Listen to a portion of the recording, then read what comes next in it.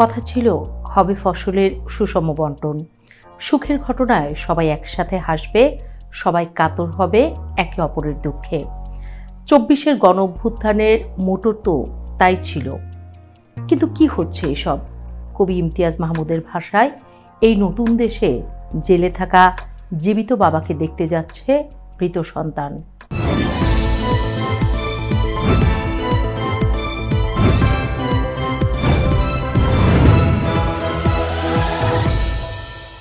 আওয়ামী লীগের আমলে ছাত্রলীগের বিরুদ্ধে অভিযোগ ভুরি ভুরি। বুয়েটের আবরার হত্যা থেকে শুরু করে জাহাঙ্গীরনগর বিশ্ববিদ্যালয়ের তাণ্ডব, সব ধরনের অভিযোগই ছিল ছাত্রলীগের বিরুদ্ধে। এসবের বিরুদ্ধেই তো আন্দোলনটা হয়েছিল ২৪-এ, তাই তো? কথা ছিল শিক্ষা প্রতিষ্ঠান থাকবে রাজনীতিমুক্ত, দেশের মানুষকে রাজনৈতিক ট্যাগ দিয়ে গুম, হত্যা, অবিচার করা হবে না। কিন্তু জাবিতে ছাত্রলীগ নেতা শামীমকে পিটিয়ে হত্যা থেকে শুরু করে বাগেরহাট সদর উপজেলার সভাপতি জুয়েল হাসান সাদ্দামের পরিবারের সাথে যা হলো, তাতে পরিষ্কার সহনশীলতা তো নয়ই, বরং প্রতিশোধের এক ভয়ঙ্কর খেলা দেখছে বাংলাদেশ। প্রশ্ন উঠেছে, সাম্যের গল্প বলা বাংলাদেশে কিভাবে এতটা নিষ্ঠুরতা দানা বাঁধল? সাদ্দাম যখন জেলে যান তখন তার স্ত্রী ৮ মাসের অন্তঃসত্ত্বা ছিলেন। জেলের ভেতরেই শুনতে পান ছেলের বাবা হয়েছেন সাদ্দাম। স্বভাবতই জেলের ভেতরে এক পশলা বৃষ্টির পরশ ছুঁয়ে গিয়েছিল সাদ্দামের হৃদয়। কবে মুক্তি পাবেন, কবে দেখবেন প্রিয় সন্তানের মুখ, সেই আশাতেই ছিলেন সাদ্দাম। কিন্তু একদিন শুনতে পেলেন যে বউটাকে সাদ্দাম ভালোবেসে তুই বলে ডাকতেন, সেই বউটা গলায় দিয়েছে দড়ি, সাথে শেষ করে দিয়ে গেছে একমাত্র ছানাটাকেও। এই জগতে কোনো আশার আলো দেখতে পায়নি সাদ্দামের বউটা। এই ঘটনায় স্বভাবতই মন খারাপ হয়েছে সব দলের নেতাকর্মীদের। কিন্তু যখন শোনা গেল সেই বউ সন্তানের মুখগুলো একবার ছুঁয়ে দেখতে শেষ সুযোগটাও দেওয়া হয়নি সাদ্দামকে, তখন সামাজিক মাধ্যমে যেন ঝড় বয়ে গেল। সব দলমতের মানুষরাই আওয়াজ তুললেন। কাউকে আফসোস করতে দেখা গেল, সাম্যের সমাজ করার শেষ সুযোগটাও কি হারালো বাংলাদেশ? যদিও সংশ্লিষ্ট প্রশাসন বলছে নিয়ম মাফিক আবেদন করেনি সাদ্দামের পরিবার, তবুও একদল মানুষ বলছে, একটা মানুষ সে যদি খুনিও হন, জীবনের এই পর্যায়ে এত আইনের মারপ্যাচটা একটু তুলে রেখে আরেকটু মানবিক কি হতে পারতো না বাংলাদেশ? এমন সুযোগটা কি আর আসবে এই পোড়া দেশে? বাগেরহাট সদর উপজেলার সাবেকডাঙ্গা গ্রামের চিত্রটা এখন বড্ড ফ্যাকাশে। কানিজ সুবর্ণা, বয়স মাত্র ২২। জীবনে যে সময় হাতে মেহেদি আর চোখে স্বপ্ন থাকার কথা, সেই সময় তার চোখে ছিল শুধুই আতঙ্ক আর অনিশ্চয়তা। স্বামী জুয়েল হাসান সাদ্দাম ছাত্রলীগের নেতা, এটাই ছিল তার অপরাধ। স্বামী জেলে, কিন্তু জেলের বাইরের সমাজটা কানিজের জন্য হয়ে উঠেছিল আরেক জেলখানা। অন্তর্বর্তী সরকারের আমলে দায়ের হওয়া একের পর এক মামলায় সাদ্দামের মুক্তি যখন সুদূরের বাতিঘর, তখন কানিজ হয়তো ভেবেছিল এ আধার কাটবার নয়। ৯ মাসের ফুটফুটে সন্তান সেজাদ হাসান, যাকে বাবা এখনও কোলে তুলে নিতে পারেননি, তাকে নিয়ে কানিজ বেছে নেন এক চরম পথ। সন্তানকে বালতির পানিতে চুবিয়ে নিজে ঝুলে পড়লেন সিলিং ফ্যানে।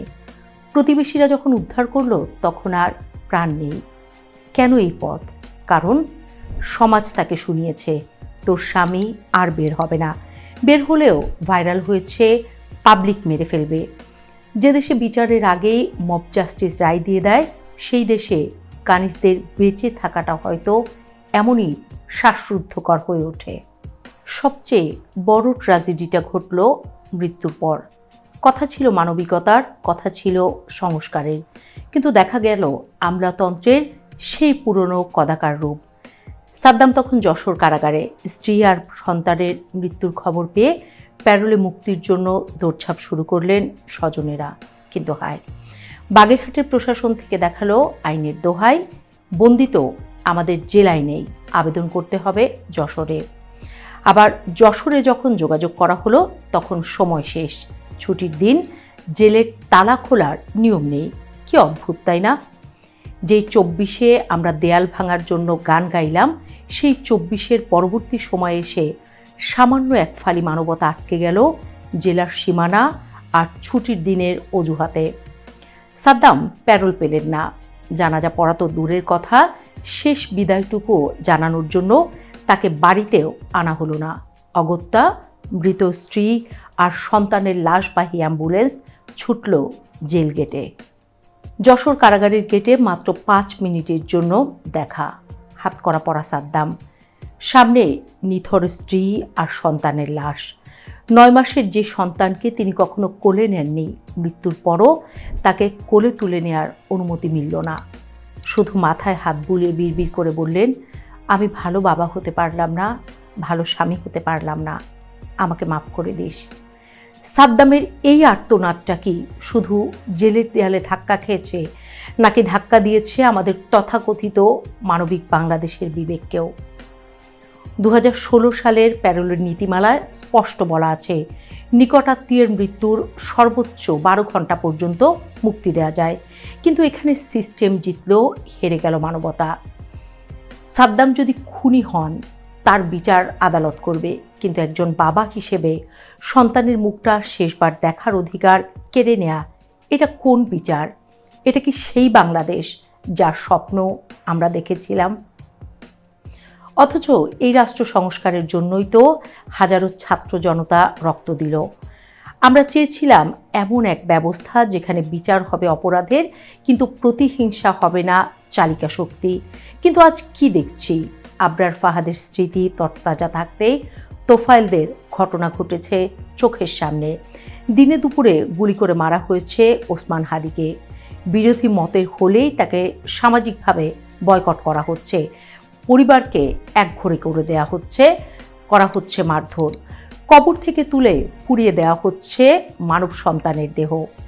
কানিজ সুবর্ণা তো কোনো রাজনীতি করতেন না, মাসুম বাচ্চাটা তো জানতই না ছাত্রলীগ কী জিনিস। তবে কেন তাদের এই পরিণতি? সাদ্দামের আইনজীবীরা বলছেন, যেদিন মামলার এজাহারের ঘটনা তারিখ দেওয়া হয়েছে, সেদিন সাদ্দাম চিকিৎসার জন্য ভারতে ছিলেন। যদি সত্যিই তাই হয়, তবে এই গায়েবী মামলার সংস্কৃতি কি এখনও থামল না?